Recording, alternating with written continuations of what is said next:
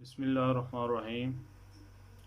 आज की नशिस्त में वो चीज़ें जिनसे रोज़ा मकरूह हो जाता है उसके बारे में गुफ्तगू की जाएगी। तो नंबर 1, किसी चीज़ को चबाना, यानी मुंह में रख के उसको चबाते रहना, इससे रोज़ा मकरूह हो जाता है। मकरूह का मतलब है कि रोज़ा अदा हो जाएगा लेकिन सवाब कम मिलेगा। नंबर 2, टूथपेस्ट करना, इससे भी रोज़ा मकरूह हो जाता है। नंबर 3, बग़ैर गुस्ल किए पूरा दिन गुजार देना।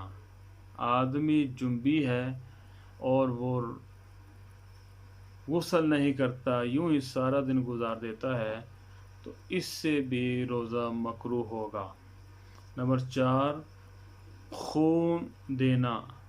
अगर एमरजेंसी है तो फिर ठीक है, और अगर एमरजेंसी नहीं तो खून देने से भी आदमी का रोज़ा मकरूह हो जाएगा। नंबर 5, गीबत करना।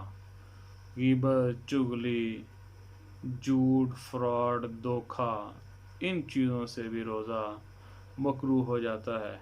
नंबर 6, लड़ाई करना, झगड़ा करना, गालियाँ देना एक दूसरे को, इससे भी रोज़ा मकरूह हो जाता है।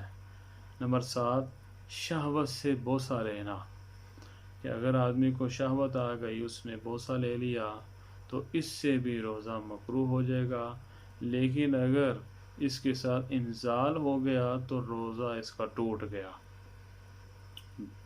और अगर रोज़ा टूट गया इसके साथ इसको कफ़ारा भी अदा करना पड़ेगा और इसकी कज़ा करनी भी लाजमी है, और साथ में तौबा इस्तिग़फ़ार भी लाजमी है। तो लिहाजा ये 7 चीज़ें हैं जिनसे रोज़ा मकरूह हो जाता है। अल्लाह ताला हमें अमल की तौफ़ीक दें।